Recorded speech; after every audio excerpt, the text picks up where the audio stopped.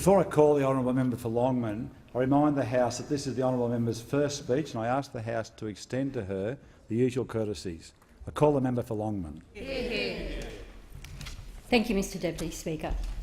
I begin my first speech by acknowledging the traditional owners of the land on which we meet today, the Ngunnawal and the Ngambri peoples, and pay my respects to their elders past, present and emerging. I also acknowledge the traditional owners of the lands of the Longman electorate, the Gubbi Gubbi people. And I'd particularly like to pay tribute to one elder in our community, Dr Eve Vessel. Dr Eve was the first Indigenous Australian to graduate with a PhD from an Australian university. She is an extraordinary woman, Mr Speaker, and her commitment to her people, her land and her community inspires everyone she meets. I'm truly humbled to stand here today in our nation's parliament as the member for Longman. At the outset, I want to acknowledge the members who have represented our community before my election, Mel Brough, John Sullivan and Wyatt Roy. Wyatt should be acknowledged for demonstrating that age is no barrier to contributing to public life. And while it's fair to say that I don't share the same values or aspirations as all of my predecessors, I've started to understand the personal sacrifices that members make to serve their community, so I thank them for their service. Mr Deputy Speaker, Longman owes its name to Irene Longman, the first woman elected to the Queensland Parliament in 1929, and I'm proud to stand here today as part of a new group of inspiring female Labor parliamentarians. It's especially noteworthy that of these women, the 45th Parliament includes the first Indigenous woman elected to the House of Representatives, the member for Barton, and the first female parliamentarian of Islamic faith, the member for Cowan. Yet while we celebrate, we cannot be complacent. I am conscious that as I speak of progress, it's taken 20 years for Longman to have its first female representative. Women are still significantly underrepresented in our institutions of power and unfortunately overrepresented in lower paid industries. Yes, we may have come a long way since women fought for and won the right to vote, but there is still so much yet to achieve. I believe that my election to this House demonstrates more about our society and our country than me as a person. It demonstrates an investment in social services such as health and welfare and education often empowers those who are most in need of help. It has taught me that governments can play a positive role in changing the lives of everyday Australians. When governments treat people with compassion, when we work hard, when we treat others with fairness, together we can effect change. I've stood by these values my entire life, and they will guide my time as a Member of Parliament. It's an Australian virtue that when someone is down or they're going through a tough time, we rally around them and we pick them up. I know this because, like many Australians, I've not travelled the easiest of roads. It's actually fair to say that I once probably would have fit the description of one of Joe Hockey's supposed leaners, although, Mr Deputy Speaker, I did drive a car. My family story starts in the member for Kennedy's backyard in the mining town of Mount Isa. Following the Second World War, my father and grandmother came to Queensland from Scotland looking for a better life. Well, it wasn't exactly the Scottish Highlands, but my grandmother and her new husband worked hard and sent my father to boarding school. Early in my childhood, my grandmother instilled in me a love of learning. I spent many weekends in her kitchen, measuring ingredients and learning to cook. She taught me how to play cards, and she taught me about the origins of the music that she always had playing in the background. Mr Deputy Speaker, on reflection, I realise now that my grandmother knew the importance of learning, with education being the key to my future well-being. She used such simple lessons to illustrate this point, lessons that have shaped who I am today. In modern times, education remains the key for a future filled with opportunity and every chance of success. Quality education today remains the key for our children and their children's children. We all learn throughout our lives, but our early years involve some of the most formative lessons. This is why children, regardless of their postcode or their catchment area, must have access to quality education. The process of learning and acquiring new skills throughout our lives is transformative, and no one should be denied this experience. And so it was this love of learning that inspired me to be a teacher aide at Dunkley State School. There is nothing more satisfying in this world than to share the infectious love of learning with our children, who have now grown into wonderful adults. But long before my days as a teacher aide, my father raised me and my family in Mackay. My father, well, he was a sugarcane tester, and my stepmother, Maureen, worked in a number of sugar mills in North Queensland, including Plaistow and Plain Creek Mill. My dad, as so many Australians do, worked really hard to provide for us. But while we're a lucky country, sometimes you can't help but have ill health. For years I watched my father suffer the debilitating disease of arthritis. Every day I remember seeing him head to work in pain. I'd put his shoes on and I'd take them off every day just to give his hands a break. But then in the 1980s, Dad was injured whilst working at the Plain Creek Mill, so the family picked up and we moved to Bundaberg to buy a small family business, and Dad continued working and continued providing for his family. Eventually though, after Dad's pain became too demanding, he stopped working, and the circumstances that followed that time were incredibly difficult for our family. Mr Deputy Speaker, on this side of the House, we know a healthcare system that forces someone to choose between poverty and working while in chronic pain is not care, it's inhumane. We understand this. We also understand the importance of Medicare. We created it and we will always fight any threat to its existence. Access to quality healthcare should never be contingent on a person's income. It is a right, it is not a luxury. So following my school days in Bundaberg, I headed to Brisbane, where I soon understood what it was like to become a parent. In 1990, I gave birth to my eldest son, Chris. I was a teenage mum. My feelings at that time were somewhat comparable to what I experienced the first time I walked into this place. I was incredibly nervous, more than a little overwhelmed, and had a great sense of responsibility on my shoulders. I remember coming home from hospital and I put Chris on the bed and I thought to myself, what now? His future was dependent on me, and I'm really proud to say we got through those tough times. So today, with my husband Rolly, we now have four wonderful sons we call, four wonderful young men we call our sons: Chris, Kyle, Jack and George, all of which are here today up in the gallery. I previously referred to the sacrifices that parliamentarians make to serve their community, and this most definitely extends to my friends and family. These relationships keep us grounded and sustain us through the hardest of times, and yet these are the people who will be most impacted on my time in Parliament.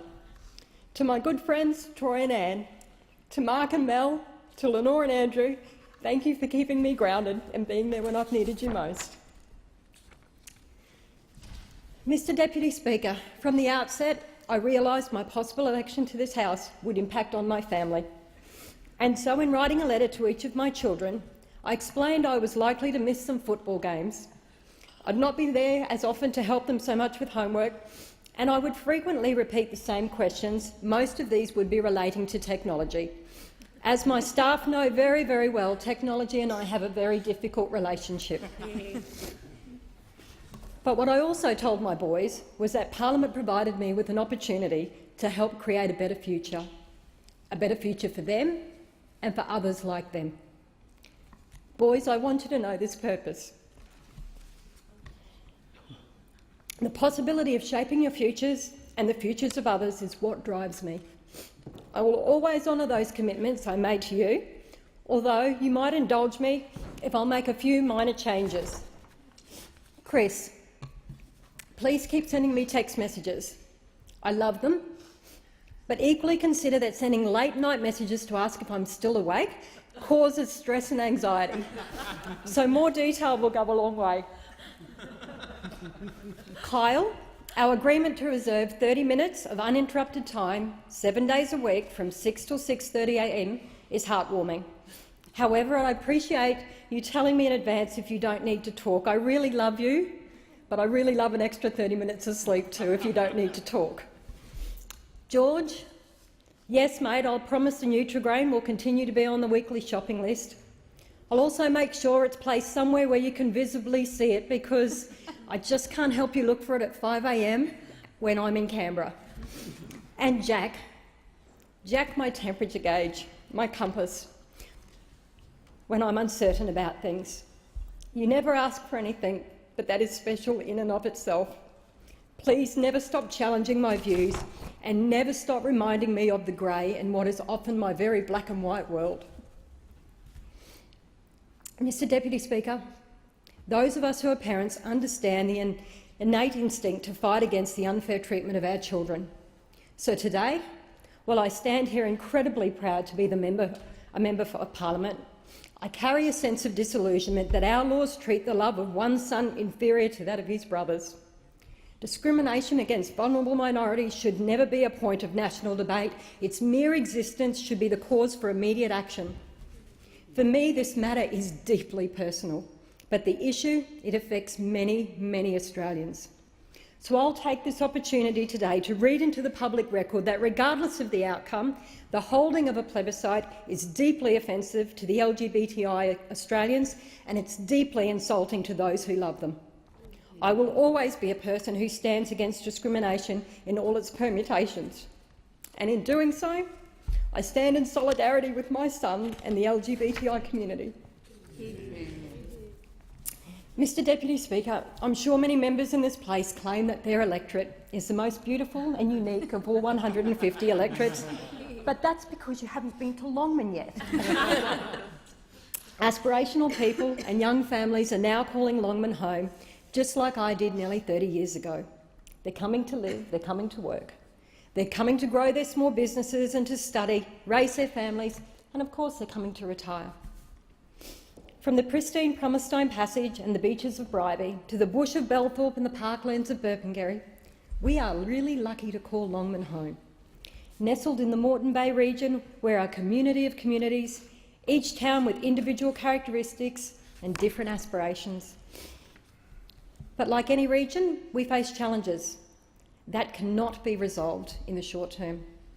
We have a problem with youth unemployment, which is why the delivery of the university project in Petrie is so important to the future of our Longman's youth.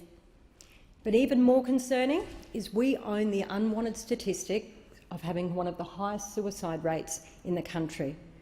We must act immediately to confront this problem because, Mr Deputy Speaker, this isn't just a saddening statistic. These numbers represent people's lives. Both government and community have a responsibility to act. I do not underestimate the challenge of tackling mental health issues, but with unity of purpose and our strong sense of community, we must confront this issue. Together we must work in partnership with community groups like those in my electorate, such as Caboolture Community Action and RISE, a community organisation focused on helping victims of family violence, to reach out to those in distress when they are in need and work cooperatively and with commitment on preventative measures. Inaction is not an option. Mr Deputy Speaker, the delivery of key government services and infrastructure is an important issue to many Longman locals and the communities that we all live in. As a growing and expanding region, we deserve our fair share of infrastructure, such as a 21st century NBN. That is the type of innovation Longman needs. Labor understands and knows that cutting essential services for people, robbing them of their dignity to live and work, is not what leads to prosperity.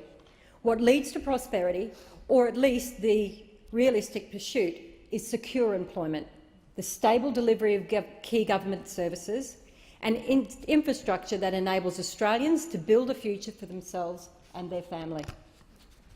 Mr Deputy Speaker, as the electorate of Longman is so very well aware, unemployment and insecure employment are significant issues. The right for all employees to be treated fairly in the workplace is of profound importance. Too many hard-working people had their rights at work attacked in 2007, and then again in 2012 in my home state of Queensland. Thousands of hard-working public servants lost their jobs at the hands of a Conservative government. And even today, we see businesses like Carlton and United Breweries trying to undermine the dignity of workers in a shameful way. While many businesses and Conservative governments continue to attack the workplace rights of Australians, there will always be a place for the union movement. This need for fairness in the workplace, the need to enshrine and protect workplace rights, is what led me from being a teacher aide and a union delegate to then a national coordinator of the Big Steps campaign.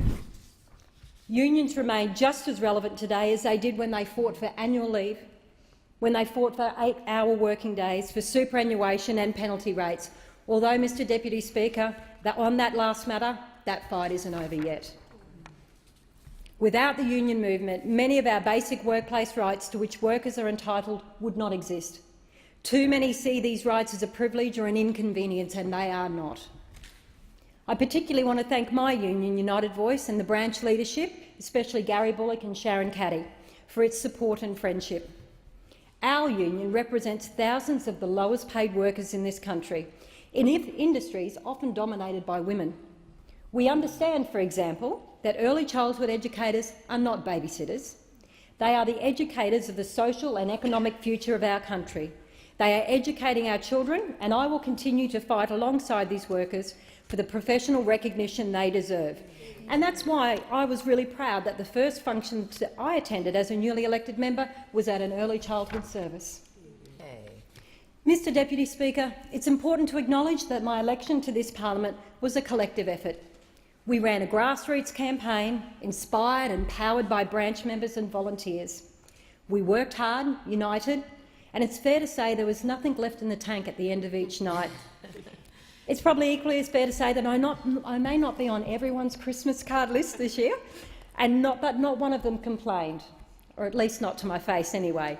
But their efforts inspired me to work harder, and often to the detriment of maintaining some basic levels of nutrition, because, Mr Speaker, I will always remember one night in particular, towards the end of the campaign. I was too tired to even think about cooking dinner. That evening, dinner consisted of one small tin of baked beans, unheated, while I was sitting on the kitchen floor. I cried, I ate cold baked beans, but I remained inspired by you all. So thank you to my campaign team, and I thank each and every one of them. And there are too many to name individually, but I'd like to mention just a few. Auntie Therese Butler is one of them. I will never forget Auntie's daily message to me. Susan, I will be here early in the morning before the Liberals with my 5 Susan signs. To my friend Michael Clifford, thank you for your guidance and support even before I became a candidate. Thank you also to Emily's List, the QCU, the ETU and the Meaties, and many other members of the Longman campaign team. Mick McEwen, I couldn't have asked for a better campaign husband. Trevor Lewis and Anya, Paddy Keys McPherson, Dan Clancy, Eddie Fraser, Shelley Holsheimer and Wendy Enor, Mark Ryan, Rick and Cheryl Williams, the Gonski family of Hayley Nizick and Paula Noonan, Deb Jury and Saroja, Reen Cooper and Ken Hayward, and of course our adopted friend from Melbourne, Dylan Declan Leach. To Taylor Bunnig, I thank you for being more than a campaign manager. On more than one occasion, you've been my counsellor, my advisor and my confidant. To say thank you simply doesn't go far enough to express my gratitude for your past and what I know will be future support. And I promise you, Taylor, the next time I call you, it will have nothing to do with a polling booth. I also want to thank our state and federal parliamentarians who lent their support, in particular Murray Watt, Claire Moore and Chris Kedder. And then there's the member for Grayndler, Albo. As parliamentarians from Queensland knows, well, he hails from the wrong side of the border. But in his defence, he's as passionate as I am about the Rabbitohs, so I'm willing to look past his home state on this occasion. I also know him to be a man of courage and optimism. These attributes were demonstrated when, despite the need for an 8% swing, he predicted Longman would return to the Labor Party. And fortunately, he turned out to be right. So thank you, Albo. And finally, to my staff. Not all of you have worked on my campaign, but we've all previously worked together. We share the same values and the same commitment to fairness. I thank you in advance for the long hours you'll work, your patience with my technological ineptitude, because apparently you tweet, you don't send Twitters, I'm learning, and the patience your partners and family will undoubtedly show when I call you on the weekend or send text messages at 5 a.m. in the morning. Mr Deputy Speaker, in closing, I want to reflect upon the current state of political discourse in Australia. To me, it's become apparent that public figures, including certain parliamentarians, are using hate and vilification for political gain. These figures would have us believe that diversity is dangerous and the difference is something to fear. Yes, Mr Speaker, the politics of fear have never been more pronounced, and we must stand together, united against those who seek to normalise prejudice. Mr Deputy Speaker, I am immensely proud to be standing here today. I place on the record that I will advocate relentlessly for the people of Longman. I will stand against prejudice and discrimination, and I hope that in my role as the member for Longman, if nothing else before my time is done here, I can give people in my community hope and optimism for the times ahead. Longman is a proud community. Yes, we do it tough. Yeah. Sometimes we need a hand, yes, but as all Queenslanders do, we work hard and we never, ever give up.